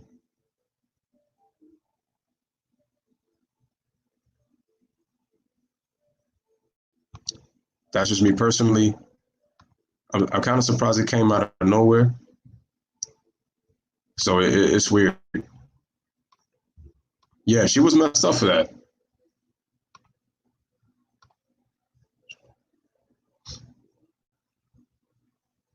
But you know what, Money Mark? This is what I'm gonna say though. Yeah, we can say that about him, but we got to say that about a lot of players too. We got to say that. No, no, no. The comment that you were just mentioning about the scandal with that chick and LeBron, that whole NFL scandal thing. Remember when LeBron won his first ring, MVP in Golden Olympics? He wasn't married to Savannah yet, but some female Olympians were cloud chasing, saying he tried to spit at them. Well, also I heard that he actually had wanted to go on a date with, I think it was an Olympic swimmer. I don't know. I think this was the 2008 Olympics, not the 2012 one, but in '08. And he was with Savannah at the time. They had just had, I think, their second child. I think it was I think they just had Bryce. But LeBron had wanted to. He had asked one of the Olympic swimmers out. I forgot what her name was, but he had asked her out to go on a date, and she said no. So, but those things kind of don't. Sounds like Isaiah was a toxic individual. That is none of her business. I don't love LeBron, but I hate when people, crap on him for something that shouldn't be none of anybody's business. To be honest with you, that chick was wrong. She was out of line for that. She's trying to make money off an NBA player. Like I said, if I was LeBron, I'd sue her, to be honest with you. I agree. She just want money, man. But it's strange how accusations keep coming up. It's true, but remember who is the most famous. Remember that LeBron has been speaking about the NFL, though. I think it's part of the reason why LeBron kind of has these people kind of like coming after him. But it's what I'm talking about. When you try to get involved into too many things.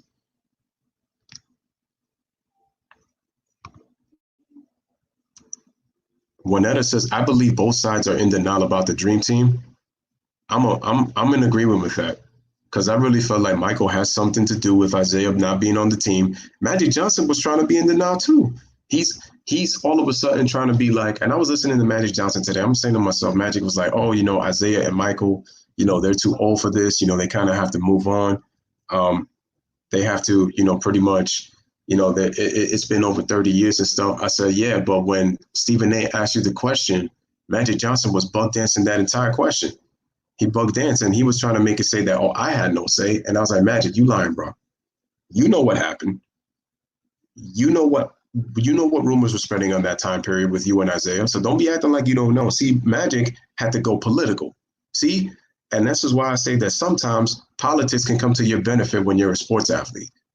Magic went political when Stephen A asking that question. I said, look how Magic, he buck danced so that he didn't want to cause any controversy to Isaiah Thomas. So Charles Barkley came out and said that he doesn't understand the disrespect Isaiah is getting. And I said, Chuck, here's the problem. When you build a reputation like Isaiah Thomas did, it makes it harder for people to appreciate the career that he had. I'm on record as saying that, again, Isaiah Thomas, most impactful little man in NBA history. Michael Jordan said it on the documentary, and I agree with MJ when I feel that Isaiah is the second greatest point guard in NBA history. And I'm on record as saying that Isaiah, he more than aptly deserved to be on the Dream Team. He deserved to be there. But when you build a reputation of trying to end careers, when you get jealous of Bobby Knight, oh, don't think I don't remember that. When you get jealous of Bobby Knight because of how he said that Michael was the best that he ever seen, and you had just won a national championship, because you're probably looking at Bobby Knight like, Michael Jordan didn't play for Indiana. He was not my teammate. I played for you in Indiana. I was the best player you had. Also, Isaiah is upset that his nephew wore a Jordan jersey. He's upset that Michael Jordan was a Chicago Bull. He's upset that Michael won the hearts of Chicago that Isaiah couldn't do, and Isaiah was the villain because he played for Detroit. And where do both teams play? They play in the same exact division, in the Central Division. And I think that both Jordan and Isaiah are also not telling the truth on the freeze out. Same thing with Magic Johnson, the freeze out that happened in Michael's rookie year. And the problem is when you keep playing around with narratives and you don't own up to what you did, it makes it hard for people to want to appreciate your career. That's why Isaiah's not on the team. Because then what Isaiah Thomas is talking about, he tried to change and then try to basically say that, look, this is what he was saying. Then Isaiah tried to make the claim that he was hit harder than Jordan. Yeah, you got 40 stitches, but... And he's like, I shouldn't have to like a player to respect their career, productivity, and impact. I agree.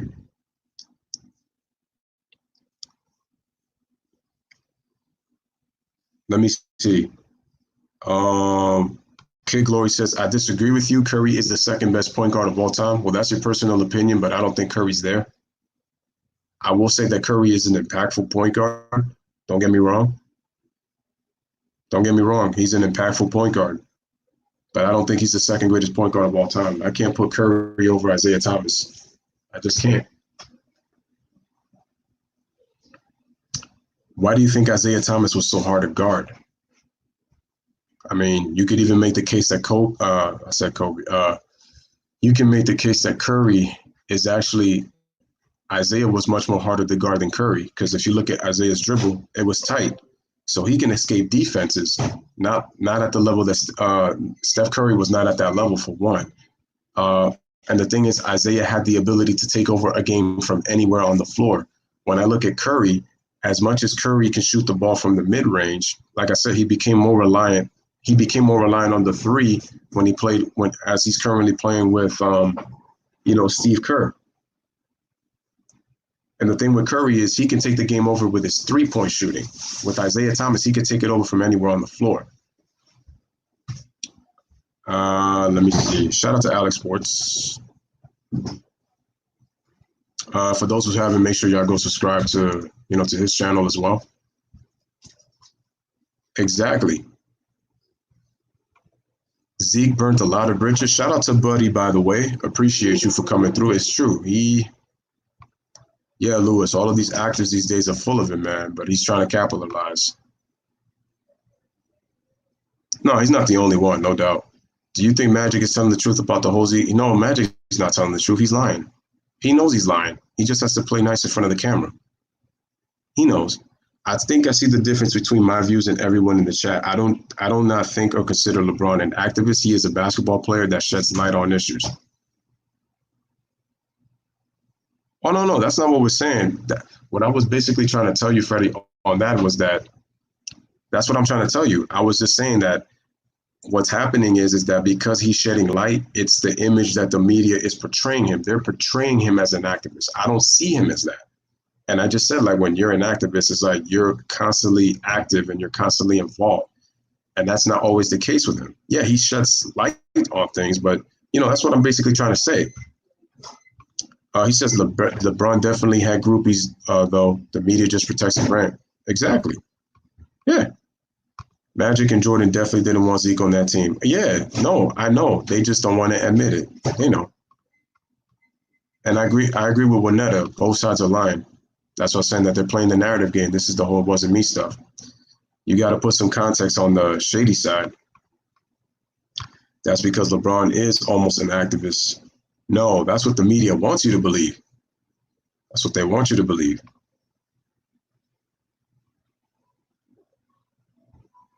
Yeah, man, when you have issues with all those players, it's going to be very hard.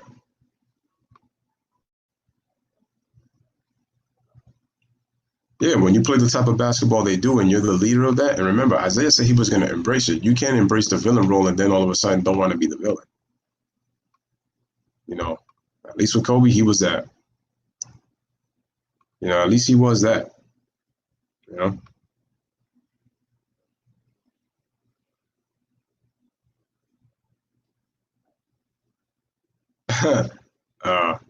Let's see. Hold on. Damn, that was a lot. Magic was on first take defending Isaiah, but was on MJ's side. He's trying to fix the relationship. The hate is real. Magic said he was jealous and had fights with the whole Dream Team. I mean, he's trying to fix the relationship. Listen, if they're gonna fix the relationship, they're gonna have to come to a lot of confessions. Both players. They're gonna both have to come to confessions.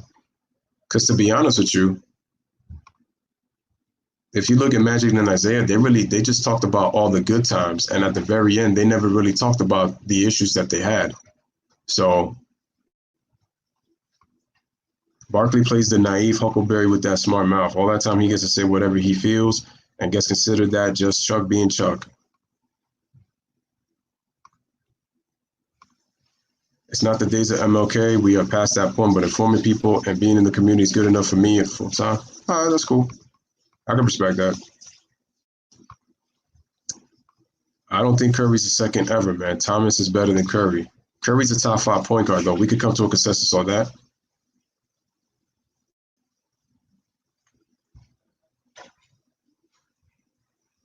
Let's see. Curry, yes. Duality. Are you saying of all time? You're saying all time, right? Because if you look at if we're talking about in today's NBA, Curry is obviously the best in the league when it comes to overall.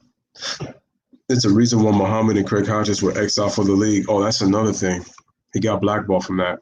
I believe he played a part off of the Dream Team, but other players didn't want him either. That's why they know Detroit tried to hurt NBA players. Yeah, I said Michael got a part. What Chuck is saying is that all of this hate Zeke is getting just because of this documentary is madness. I agree with what happened between those have nothing to do with me and my love for both players. I think it's a little, obviously it is a little too much. Like I said, it's crazy. It's to the point that people are really now going on the wrong Isaiah Thomas in social media through Twitter. I got strong feelings about Barkley. Let's just say I don't like the dude. Listen, man, I love the game, so I cannot think of a player I actually hate because I actually always appreciate their game. Like I said, shout out to everybody.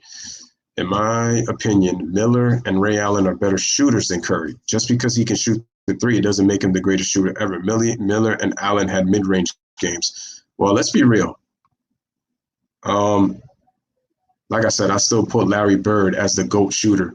Magic, because the thing was Magic could Larry Bird could put up 28, 29 points and be able to shoot from anywhere on the floor. And this is a guy who wasn't fast or athletic. Magic and Jordan have already told us the truth. Yeah, but I would actually put Ray Allen and Miller just because they had better mid-range games than Curry. Magic and Jordan have already told us the truth, so they're just giving you context clues. They said LeBron and Rihanna was messing around. I remember because all they did was focus on Rihanna. Okay, hey Juanetta, hey Alex. Great point, Lewis, but Curry's career isn't over and he already has accomplished just as much as Isaiah. Did I have Curry second behind Magic? If you want to put him there, that's fine. I still wouldn't put him over Zeke, though. That's fine. Players like Curry, Kawhi have benefited through free agency for their chips as to other teams breaking up. Curry and Kawhi don't even have the numbers to be considered top 30, nor does Harden and Russ, especially Kawhi Leonard. Well, personally wise, Zeke is more magic than he is a real villain. Situations made him. No, I agree. Like, I listen, man. The way Magic talks, I mean, not Magic. Sorry, the way Zeke talks, Zeke is fun to be around. To be honest with you, like when I listen to Zeke, like he's the type of person that I would invite to the cookout. Like Zeke will give you that kind of he will give you that kind of entertainment. He'd be cool to talk to. I told you, if I had dream people to come to the cookout, like if I'm having a cookout, it'd be Isaiah Magic. I would have Deion Sanders. I have Shannon Sharp. I'm telling you, at least when it comes to stories and for them talking, oh, the cookout would be lit. If I give me those four guys, man, at my cookout, and it'd be lit. It'd be lit. Because like I said, Isaiah tells some of the best stories. And here's the thing, I'm going to shed some light about Isaiah too. Shout out to Magic Johnson for mentioning this. People giving Isaiah all this hate is one thing. But look what the man even, and I know, like I said, with the way that his NBA career has gone after that, with some of the things that happened, okay, let's put that to the side. Like, that's well documented. We know that. Give Isaiah credit. The man went back to school. He got himself a bachelor's degree. He went back to school again and got a master's degree. Isaiah Thomas is he's an articulate adult. I got to say this, though. I really do hope that one day Jordan and Isaiah really do put this behind them, because honestly, what they're doing is that Isaiah is feeding off of the media to kind of defend himself and to get at Michael Jordan. And Michael Jordan just needs to own up to, not keeping Isaiah, on the team, So, like I said, like I hope both players can sit down one day. And like I said, they're going to have to confess a lot of things. Okay. Because even when Magic and Isaiah did the sit down, not a lot of stuff was confessed. Like Magic and Isaiah, they talked about the good times of when they first met, of how much a great time they had together, but they never really addressed their issues. So I feel like a lot of it could have been rumor. It could have been people, in their ear that they were with, that they kind of went back and forth. There's probably little messengers that we don't know about that probably has caused friction between Isaiah and Magic. I mean, listen, and I get it. Isaiah could be a little toxic, but so can Magic. Like, you could just look at this current Lakers situation. I didn't even like the fact that Magic tried to wipe his hands clean, like publicly putting out there the young players to trade, to try to get Anthony Davis. And then Magic's like, I was not cool with that. And then Magic would come and smile with you. Yeah, man, it's unbelievable. It's like, right. So I'm like, come on, Magic. Magic is very good at playing the salesman. Situations made him the villain of the league. It's not his actual personality. No, he became that because that's not what he really is. And unfortunately, because of the painted image that people have painted him, he has to constantly defend himself. How did Kawhi benefit from free agency? The Raptors picked up Kawhi, and Green from San Antonio got traded. All-time Curry is top 5. Are you talking about all-time players? Because if you're talking all-time players, I disagree with that one. Like I said, that's your opinion, but Curry hasn't done enough for me to be in the top 5. I mean, the fact that they had him over Kobe all time was crazy. Curry's best right now and third all time behind Magic and Oscar. So you got Oscar as the second greatest point guard. So let me ask you, Johnson Daly, and shout out to Johnson Daly. Make sure y'all go subscribe to his channel. And make sure y'all go subscribe to Alex Sports as well. But where do you have Curry all time? Where do you have Zeke all time? Because if we take away the reputation, Zeke, in my opinion, is the second greatest point guard of all time. That's the thing.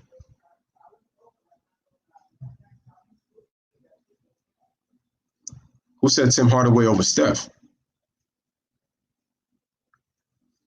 Yeah, he said, yeah, man, it's unbelievable. I'm telling you, bro.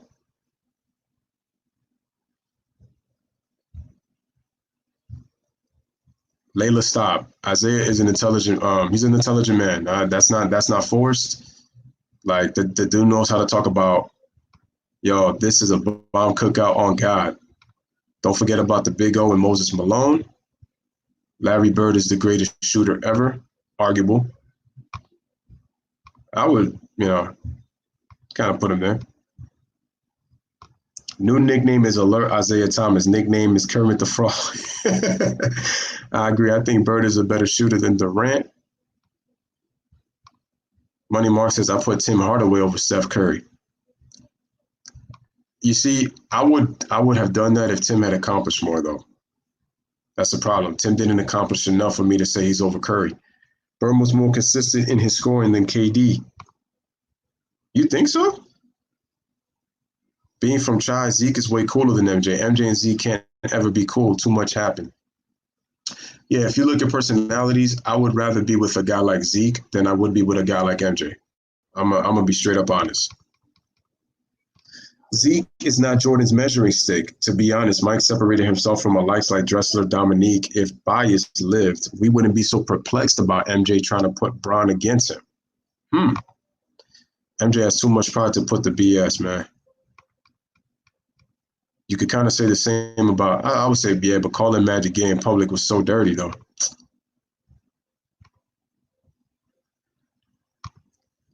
Funny.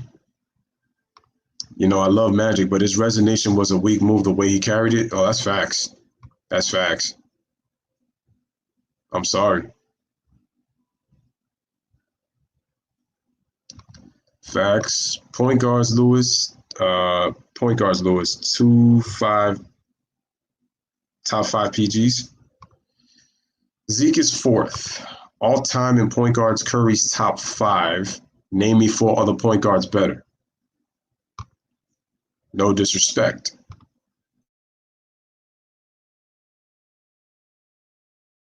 Tim, who says he's 27th like. All superstars are crybabies and why. People forget about Magic wanting to share the light with Norm Nixon, but let people tell it. Only Bron cries. Nope. That's correct. I mean, nobody even talks about Magic's first coach when Riley took over. Magic was kind of whiny about that too, but they don't talk about that. They don't talk about that when it comes to Magic. I told you, man, Magic can know how to put a smile over his face. Watchful News says, kid, do you realize Kawhi's total point career is 56? It's 56. KD is 4th, Curry is 16, and they both have over 2 chips. Harden is 6th, Russ is 7th, and they have no rings. This is the direct result of the free agent era. You're going to have to explain a little more on that. Zeke is the greatest second point guard. All right. Tim got injured. Magic got a teammate trades, all-star teammate at that, all because Magic, the pass first guy, didn't want to share the ball. Yep. Nope, I agree. The way we saw MJ and Kobe are similar. We could make a case for the Zeke and Magic dynamic. Yeah, you could. You really could. Tim Hardaway was not efficient as a scorer. He was around 39 to 42% most of his career.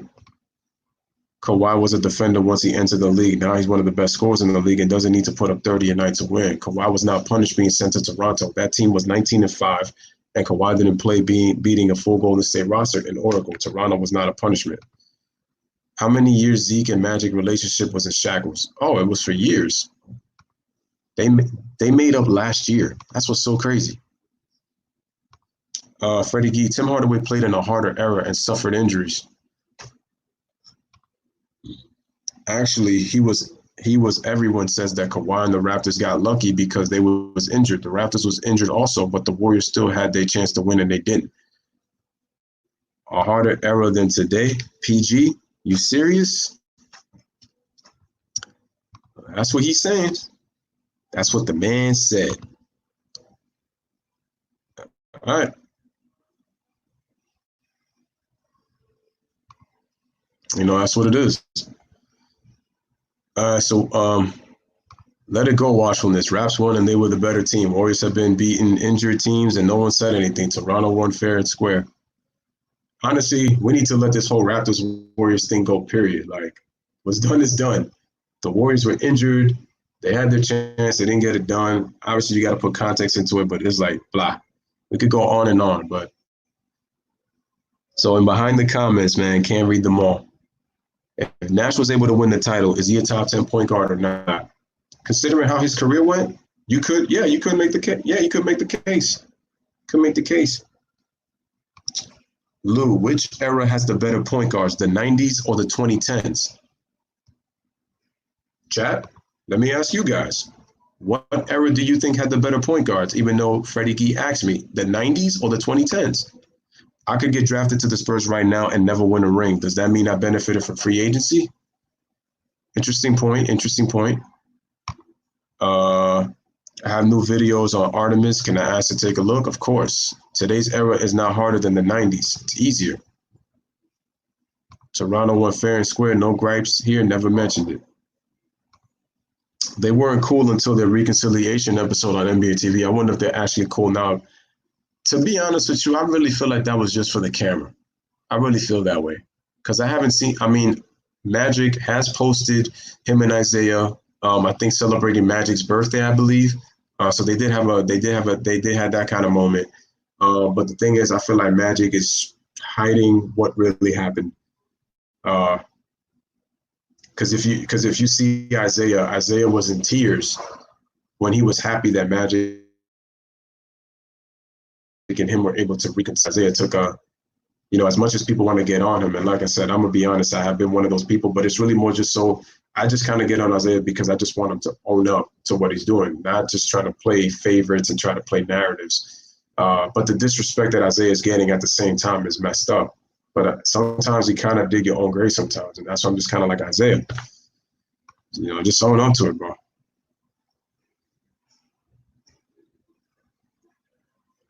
I think it's a fire debate. What do you guys think for a future debate? Who had the better era in point guards, the 90s or the 2010s? I like that as a video. Because to be honest with you, there's some players in the 90s that you can make a case are players in the 2010s. It's just, again, they didn't get that recognition. Some of these guys were out of the league, to be honest with you. I'm like, what is that? Golden State repping? Exactly, kid. Raps were banged up too.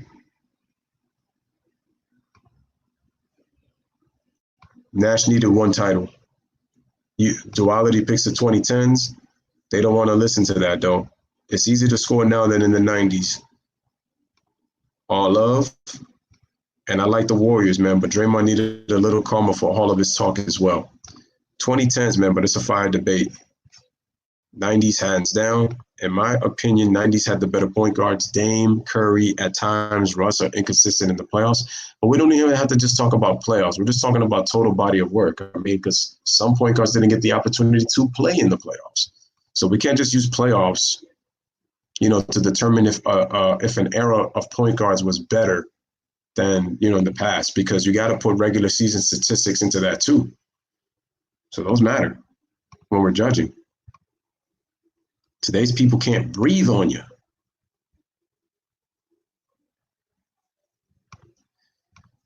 The Warriors are choke artists. The Trash Brothers can't win without the three. That's why they lost last season to the Raptors, and a healthy Durant, the Warriors win, period. Well, I will say this. Klay Thompson used a little more mid-range in the finals. It's Curry who relied a little too much on the threes, and when there was no threat on the floor, he had to drive a lot more. And it was difficult because he was getting so much attention.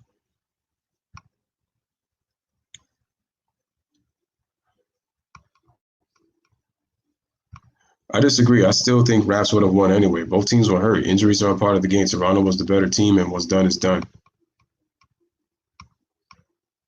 I'm convinced that y'all hate this era. I didn't say anything about hating this era. No one hates the 2010s, Fitty.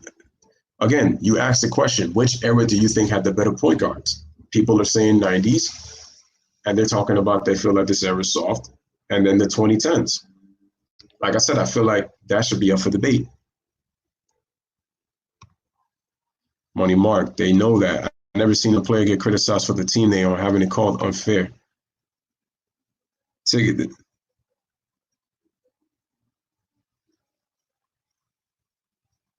Ticket, did the teams of 93 versus 98 versus 2020, and teams were way better before. Today's NBA is so weak. Never realized it until Ticket went player by player. Really?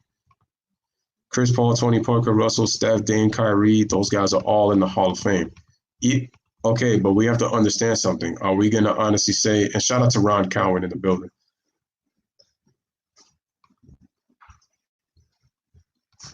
Mr. Potato Heat.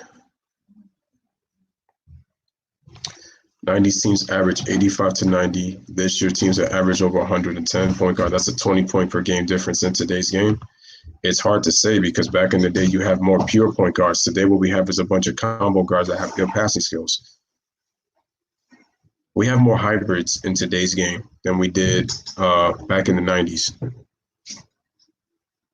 But some point guards, even in the 90s, were combo guards too. All I'm saying is Louis could beat me in a 7-game series, and I would go around and say he benefited from free agency. No, I would get better and win the next time instead of making excuses. John Stockton, Gary Payton, Mark Price, are we including Magic?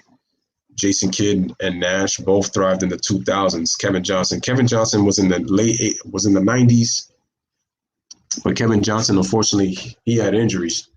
I mean, there's more. I mean, wouldn't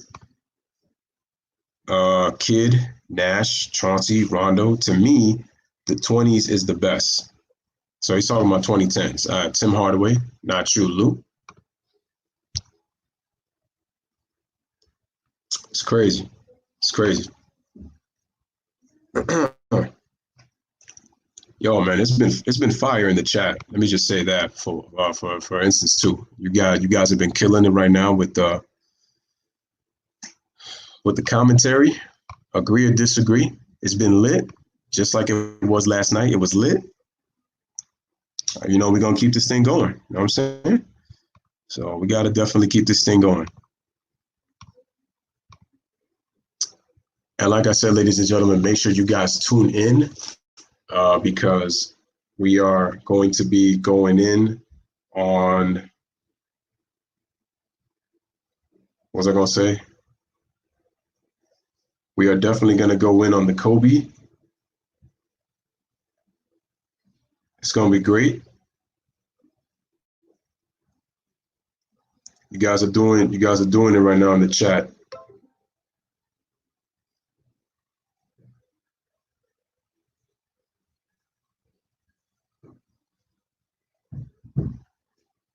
And check this out. I just want to mention something real quick about Dolores.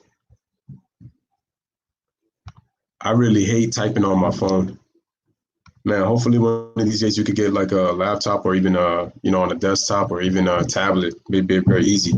Freddie Gee, the convo has be 90s versus 2010s. 2000 versus 2010s is another fire debate topic.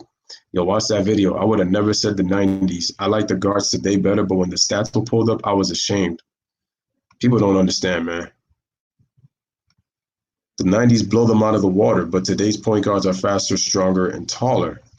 As the game evolved, so did players. It's not fair trying to stick players in this era backing in the 90s era. Just respect who shined in their respective years. The guards in the 90s had to go through harder picks. The 2010s are because of the rule changes. We have these debates all the time in the sports, man. It's crazy. Money Mark says, where did you get that info from? 95 to 96, the Bulls average 105. Freddie Gee, the 3-second violation of today's game makes these players look good.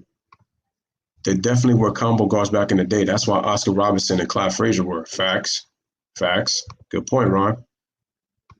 Watch the vid, Freddie. I still love today's more, but the hybrids have killed most of the positional skills. The thing is, with the hybrids of today, you look at the spacing of today, you look at the rules of today, there's more positionless basketball now than there was in the 90s.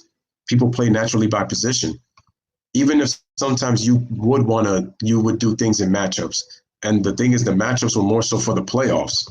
Like today's era, you're putting positionless basketball not only in the regular season, but in the playoffs. It's a lot more.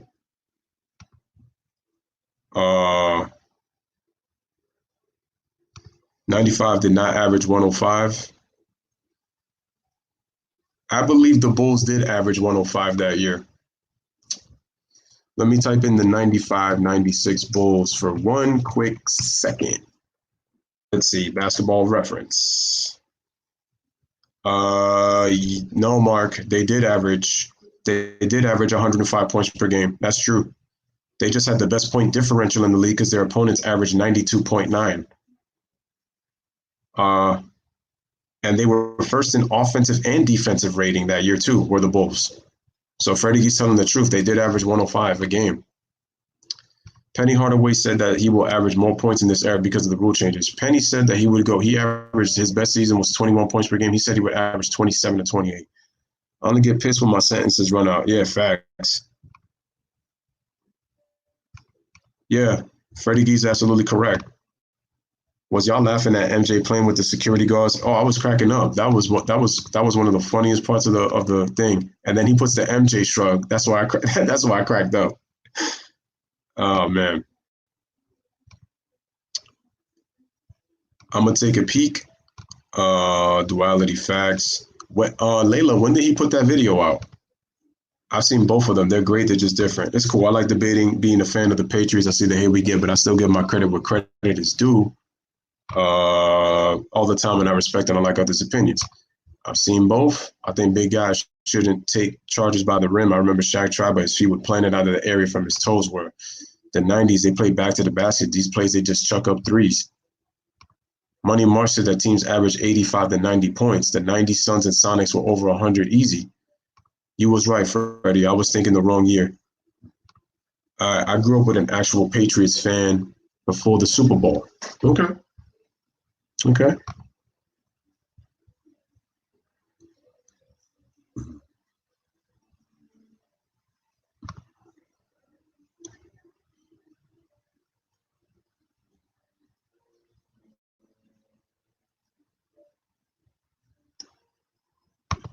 It's unbelievable, to be honest with you. It's crazy how we had a lot of people in the chat. It's crazy lit, man. You guys have been rocking it, man. Kid Global, watch the news. All right. So, ladies and gentlemen, I'm actually going to put a stop to this stream right now and get ready for the Kobe stream that's coming up at 8:45. So we're going to take a little bit of a break, and I want you guys to come on back, and we rock out, with that Kobe one. And we got a lot to talk about with that 2006 season and why I feel like the man is underrated. So that one is just going to be all about Kobe, as we know. So appreciate everybody for obviously coming through. Obviously what I took out from the documentary was obviously Kobe was actually the gambling. Oh, let me mention this also. What people fail to understand also is that Michael. So they were mentioning and they were talking about Dolores's brother. Yeah, guards from the 90s play tougher defense. I'm gonna get something to eat. Yeah, no, make sure you do that and come and pull back up. So my thing is that Jordan's mom was actually pretty upset when he was doing the interview. He had a cigar in his hand. She had to take it away, and she said that that's not the way to be. He said you got to be professional when you do interviews. So just lets you know that Dolores she's still parenting, her son, Michael. So she was pretty pissed when she with that, man. So I just want to make that. So Mama Jordan's still doing her thing, man, at 78 years old and still looks good for her age, man. God bless her. Ladies and gentlemen, end to the stream. This was lit. You guys come on back for the Kobe stream coming up at 8:45. So smash the like, hit the subscribe, take a break, share the stream. Make sure you guys share the stream on Reddit. And as always, man, appreciate you guys as always, man. Bless up. Live, laugh, love. Thank y'all for watching. I'll see you on the Kobe stream. Make sure y'all come in there. Let's get it. You guys were wonderful. And let's get it, you guys, in about a half an hour.